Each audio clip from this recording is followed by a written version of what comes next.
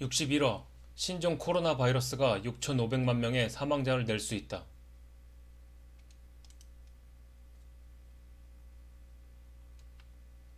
코로나 바이러스는 중국의 우한에서 발생했으며 6,300명의 감염자와 18명의 사망자를 발생시키고 있다. 현 시각 1,300여 명의 감염자 그리고 41명의 사망자가 발생했다. 바이러스는 적어도 8개 국가에서 보고되고 있으며 여기에는 미국도 포함된다. 워싱턴에 거주하는 남자는 최근 중국을 방문했으며 감염이 확인되었다. 현재 12개 국가 감염자 발생했고 마카오, 홍콩은 개별 국가를 취급했다. 미국인 감염자 수는 2명에 달한다. 존스 홉킨스의 과학자는 작년에 사망자를 발생시키는 코로나 바이러스가 대유행병으로 번지는 모델 실험을 시행했다. 그의 시뮬레이션에 따르면 6,500만 명의 사람들이 18개월 내에 죽는다. 존스 홉킨스 센터의 보건안보 부문의 에릭 토너에 따르면 1월 초 원인 불명의 코로나 바이러스가 발병했을 때 충격적이지 않았다. 이보다 3개월 전 토너는 코로나 바이러스를 포함한 전 세계 유행병의 각 단계에 대한 실험을 시행하였다. 코로나 바이러스는 전형적으로 호흡기 기관에 영향을 미치며 폐렴과 감기와 같은 증상을 보일 수 있다. 코로나 바이러스는 8,000명을 감염시키고 774명을 사망케 한 중국의 사스와 관련이 있다. 나는 코로나 바이러스가 새로운 전세계 유행병이 될 수 있다고 장시간 동안 생각해왔다. 라고 토너는 말했다. 우한에서 발병한 이 질병은 전세계 유행병으로는 고려되지 않았다. 그러나 바이러스는 태국, 일본, 한국, 대만, 베트남, 싱가포르, 사우디아라비아에서 보고되었으며 현재는 프랑스, 네팔, 마카오, 호주까지 추가되었다. 미국에서는 화요일 최근 중국을 방문했던 첫 발병자가 나왔다. 우리는 아직 얼마나 전염되는지 모른다. 우리는 이것이 사람에서 사람으로 퍼진다는 것을 안다. 그러나 우리는 어느 정도인지 모른다. 라고 토너는 말했다. 첫 인상은 코로나 바이러스가 사스보다는 덜 강력하다는 것이다. 이것이 안심하게 만든다. 반대로 이것은 지역사회에서는 사스보다 전염력이 더 강력하다. WTO에서는 신종 코로나 바이러스의 재생산 지수는 1.4에서 1.5로 추정했다. 사스의 재생산 지수는 4이며 메르스는 0.4에서 0.9로 알려졌다. 그러나 현재 상황으로는 사스보다는 빠른 듯하다. WHO 자료에 따르면 사스는 7개월간 중국, 홍콩에서 7,000명을 감염시켰다. 토너의 시뮬레이션에 따르면 코로나 바이러스 대유행으로 인한 가상 사망자는 6개월 후 모든 국가 그리고 전 세계에서 나타날 것이다. 또한 18개월 안에 6,500만 명의 사람이 죽을 것이다.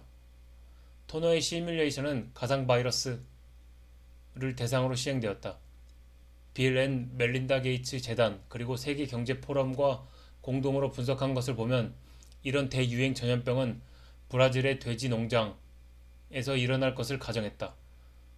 실제로는 중국이 야생동물 매매장이지만 거의 흡사한 조건이다. 스페인 독감 대유행 당시인 1918년을 비교해보면 당시는 5천만 명의 사망자가 나타났다. 당시 전 세계 인구는 16억 명이었으며 감염자는 6억 명이었다. 토너의 유행병 시뮬레이션에 따르면 이것은 금융위기를 만들어낼 수 있다. 주식시장은 20%에서 40%까지 하락할 수 있고 GDP는 11% 하락할 수 있다. 지난 10월 우리가 시뮬레이션 하던 때로 돌아가 보면 이것은 단지 보건에 관련된 문제였다. 라고 토너는 말했다. 그러나 지금 이것은 경제와 사회에 관한 것이다. 그는 우한의 코로나 바이러스 감염자 수가 수천 건이 넘어선다면 뚜렷하게 경제적으로 영향을 미칠 것이라고 덧붙였다. 화요일 홍콩의 주식시장은 2.8% 하락했다. 이 하락은 관광과 운송 부문, 항공, 관광, 에이전시, 호텔, 레스토랑, 테마파크 등이 주도했다. 브라질 시나리오에 따르면 농부는 독감이나 폐렴과 비슷한 증상으로 쓰러졌다. 그곳에서 바이러스가 퍼져나가 군중과 빈곤층을 감염시켰고 남미로 퍼져나갔다. 항공편은 취소되었고 여행 예약자 수는 45% 하락했다. 사람들은 소셜미디어에서 잘못된 정보를 취득했다. 6개월 후 바이러스는 전 세계로 퍼졌고 1년 후 이것은 6,500만 명의 사람을 사망시켰다. 토너 시뮬레이션에 의한 바이러스는 현대적 백신에는 모두 저항성이 있는 것이었다. 이것은 사스보다 더 치명적일 수 있으나 쉽게 완치될 수가 있다. 가상 바이러스 시뮬레이션에서 과학자들은 대유행성 질병을 막을 수 있는 바이러스 개발을 하지 못했다. 이것은 합리적인 추측이다. 심지어 실제로 사스와 메르스와 같은 코로나 바이러스는 아직까지 백신이 없다. 만약 우리가 백신을 만들 수 있다면 수년, 수십 년이 아닌 수개월 만에 만들 수 있는 것이다. 이것은 게임 체인저가 될 수 있다. 라고 토너는 말했다. 그러나 이것은 잠재적인 백신을 말하는 것이 아니다. 우리는 이것이 대규모로 제작되고 분배되고 사람들을 관리할 수 있는지까지 생각해야 한다. 만약 과학자들이 백신 개발을 빠르게 해내지 못한다면 위험한 발병이 계속해서 확산될 것이다. 라고 그는 말했다.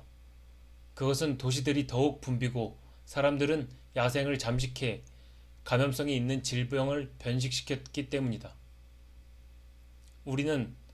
이것은 우리가 살고 있는 세계 중의 한 부분이다. 라고 토너는 말했다. 우리는 대유행병 시대에 살고 있다. 이제부터는 내 생각이다. WHO는 사스보다 전염력이 낮다고 하지만 현 상황으로 봤을 때는 전염력이 더 높은 듯하다. 신종 코로나 바이러스, 즉 우한 폐렴의 최초 발병은 2019년 12월 말경으로 추정되는데 1개월이 지난 지금 감염자가 1000명에 도달했다. 사스의 경우에는 2002년 11월 1일부터 2003년 3월 26일까지 약 5개월 동안 홍콩, 중국 본토에서 1000명의 감염자가 나왔다. 당시 3월 25일까지는 중국의 감염 자료는 존재하지 않았고 홍콩의 감염자 수는 286명이었다. 3월 26일 중국의 감염자 수가 800명으로 급증했고 홍콩은 316명으로 증가했다.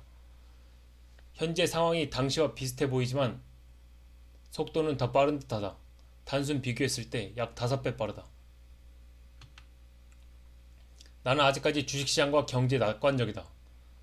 하지만 전염이 계속된다면 내 낙관은 후퇴할 것이나 연준의 추가 부양이 시행된다면 주식시장에 대해 일부 낙관적이다. 우리는 스페인 독감이라는 과거 사례를 참고해 볼 필요 있다. 첫 번째 그래프는 미국과 영국의 주가 지수를 나타낸다. 스페인 독감은 1918년 미국에서 시작되었고 그해 9월 본격 전염되기 시작했다. 하지만 주식시장은 상승 추세였다.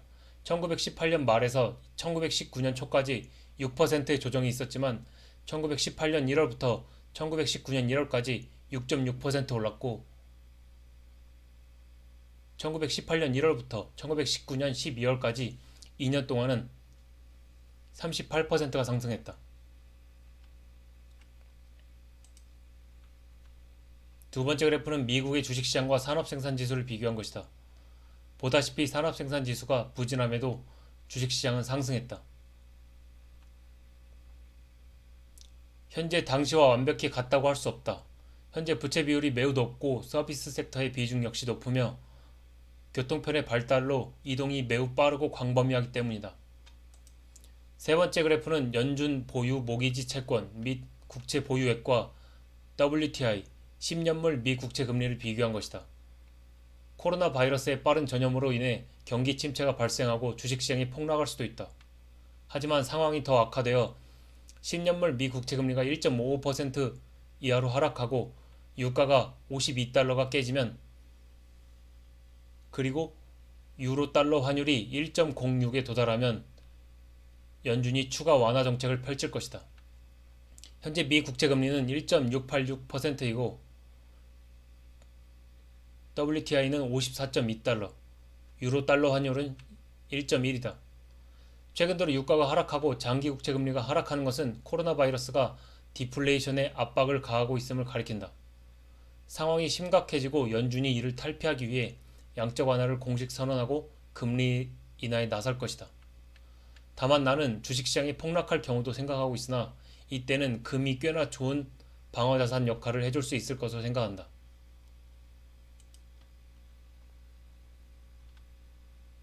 네 번째 그래프는 미국 10년물 국채 금리와 S&P 500을 비교한 것이다.